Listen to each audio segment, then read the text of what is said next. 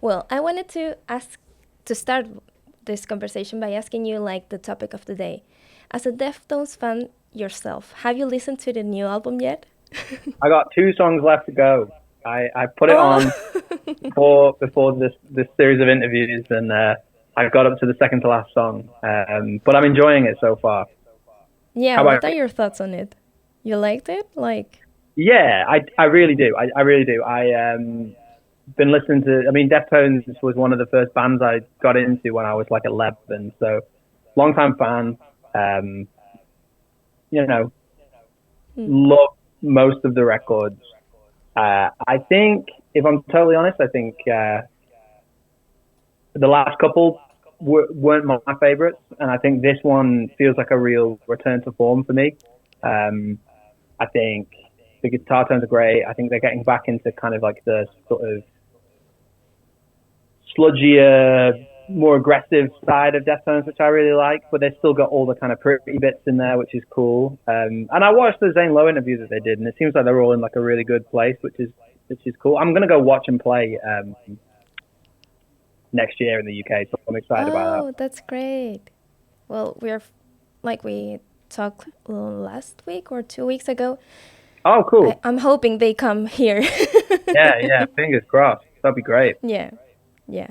This album doesn't feel like a tribute to themselves or a comeback to the golden era, but like as Deftones themselves, you know? Well, I think a hard thing that Deftones struggle with, which must be so frustrating, is that anytime they put out a new record, like the last one they went back with, I think Terry Day. Was it Terry Day? I don't know, but whoever did like Adrenaline or whatever. And then everyone's like, oh, it's going to be like Adrenaline. And then it's like, well, what if it's not like anything? Like, just because they work with the same dude that they did another record on doesn't mean it has to sound like that, you know. Yeah, Um, exactly. and people love Deftones so much, and people have so many.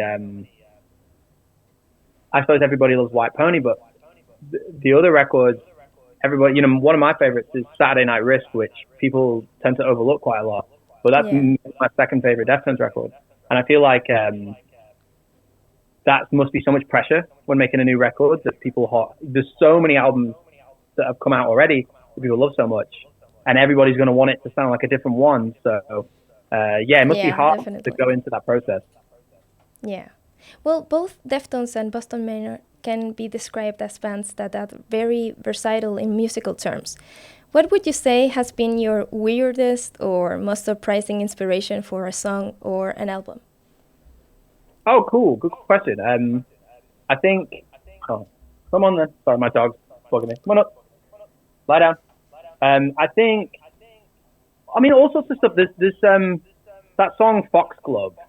The riff is like a really weird like polyrhythm, and that came from like a techno song that we were listening to. There's just like a kind of like a riff or a melody or whatever you want to call it that just runs throughout that whole track. That's in I guess like 6/4 or something. And I was always just kind of like, this is so like. Don't get me wrong, I do not write the fucking guitar in Boston Manor at all. But that's the only time where I was like, oh, that'd be like I wonder if we could do that in like Boston Manor music. And we did, and it worked. And so much other stuff comes from just like not just music, but kind of movies, particularly. Like all of us are big movie fans, and we watch a lot of films together on tour. We'll be watching a sequence, and we'll be like, "Oh man, it'd be really cool to write a bit that works with this piece. Like this sequence is so cool. The music doesn't really do it justice. What if we tried to write our version of what would be a cool piece of music to play over this song? You know, so songs like Crocus came out of that. I think it's if you're just into stuff, music inspiration comes from all sorts of places, really. But that's why it's good to just digest as much art as possible. Talking about this, touring and writing and releasing music, the cycle can be brutal, and yet the band has remained creatively restless. What practices have you discovered that help you stay creatively sharp without burning out, especially when your music leans so much into heavy emotions? Yeah, I think having breaks from listening to a lot of music for me helps a lot.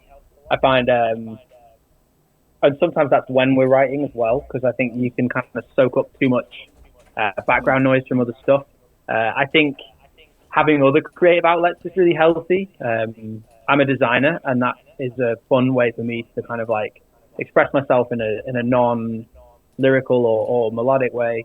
And then yeah, I think just kind of like checking in with yourself, especially when it's your job. Sometimes you have to make stuff, and you don't feel in the right place. You don't have the luxury of not feeling like it on some days. You know, if you're in the studio and time clock's ticking and you have only so many studio days left. But yeah, I think wherever possible, just trying to kind of like pace yourself, and also just try to always find yourself in a position where you're making music that you really like. Because if you're, I can't begin to imagine what it must be like if you're a band that became enormous off the records you made 20 years ago, and that's the big record. So then you feel like you have to keep making songs like that big record or whatever, and you know you're 45 and your music taste has changed totally, but you're still having to make that kind of music, you know. And lots of people find themselves in that position, and hopefully that won't be us. But I think that must be really frustrating. Yeah, no, definitely. Must be like awful to be in this cycle of always repeating yourself. So, yeah. Well, I've always wondered, your records have such a strong sense of atmosphere. Do you usually start with a mood or feeling and build the song around that, or does it the emotion emerge on the music and that makes it like take shape? I think it can start in many ways. I think sometimes it's the feeling, sometimes it's the sound, and the feeling comes afterwards, or the mood comes afterwards. Sometimes it's a lyric or like a lyrical motif. But a lot of times I think it's sort of like it's just about exploring and following a thread, and you it's almost like you know you're rifling through like a record crate full of records, and then you discover that one record, and then you go into the influences behind that record, and you keep going and following the thread, and then you end up in this whole new place. So I think it's find the thing that interests you, and then chase it. You know. Mm-hmm. Well, you've been a band long enough that people now talk about discovering Boston Manor as a formative part of their youth.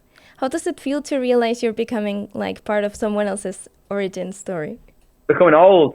Yeah, I think no, it's beautiful, and I was saying this in another interview I did earlier. I think we have such a good relationship with our fan base, and we interact with our fans quite a lot. We meet them, you know, we see them at festivals and hanging out after shows and whatnot. And so many people now I've spoken to, I met them when I was a kid and they were a kid, and now they met their spouse at a Boston Manor show, and they now have kids that they're probably not old enough to bring their kids to the Boston Manor show, but sometimes I meet people who have brought their parents to Boston Manor shows. You know, they've been going for 10 years, and then they decide to bring their parents along one day. And so many people that come as big groups of friends, and they all met at a Boston Manor show. So it's really humbling to see what the band means to so many people. I feel very lucky, and I feel a great deal of responsibility for that. But I think, yeah, we are really lucky to have such a cool fan base that are chill, interesting people who give us a lot of room to try things and be who we want to be. Yeah, well, kind of related to this, there's often this strange pressure for artists to either grow up or stay raw. How do you balance evolving as people with staying creatively urgent? Yeah, it's a really good question.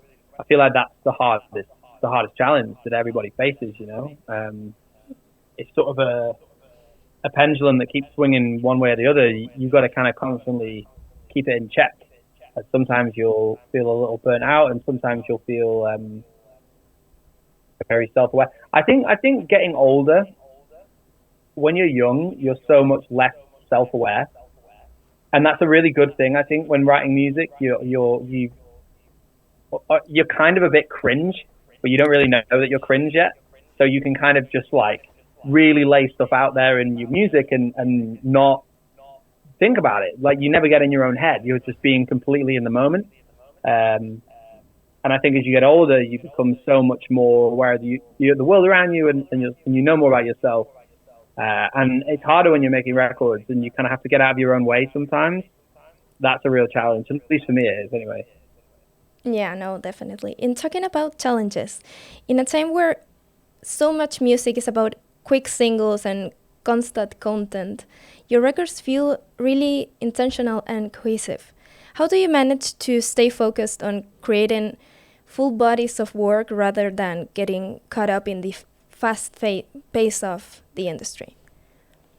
I think it's just what you said. You just kind of choose it. I think for some people, the whole content, singles, TikTok, all that kind of stuff has worked for them. And they've seen real results, and they've built up a fan base through doing that.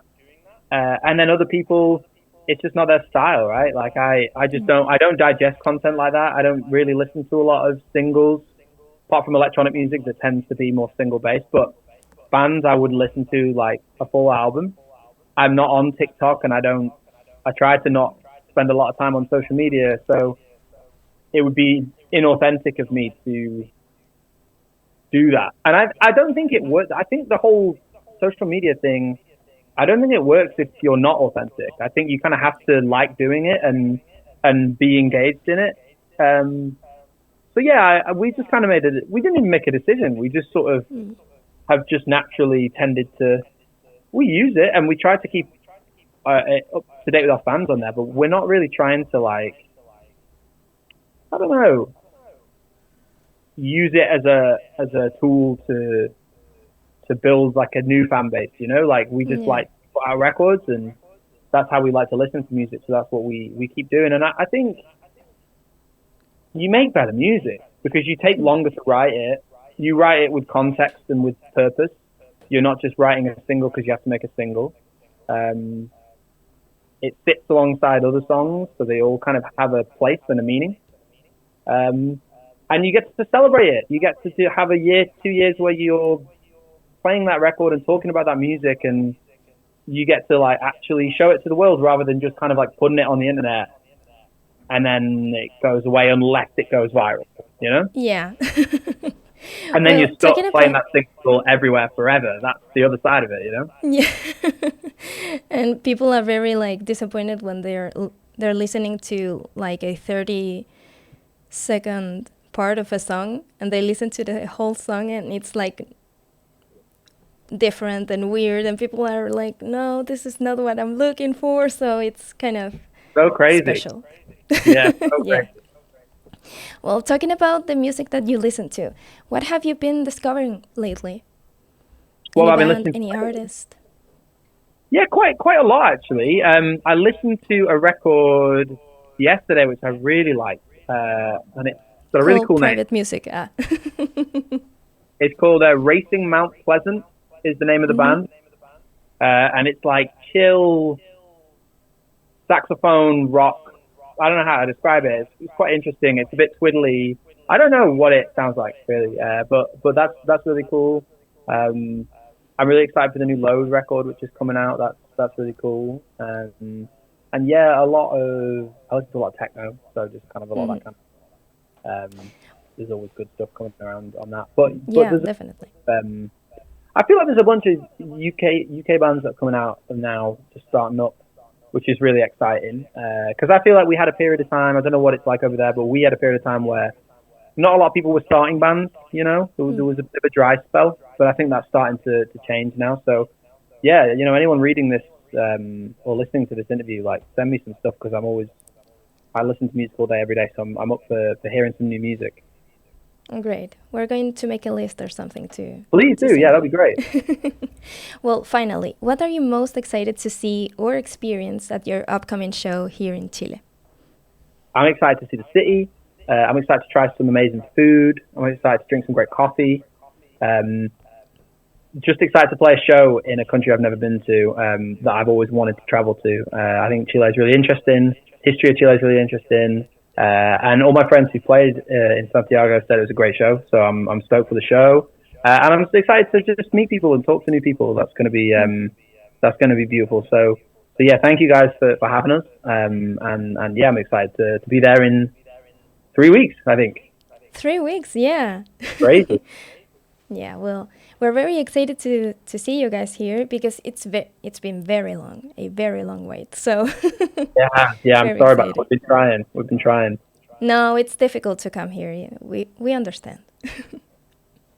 Well, thank Well, you thanks so much so for much. your time, and see you in a few days. Yeah, see you soon. Thank you so much. Have a great rest of your day. You too. Bye bye. Thank you. Bye bye.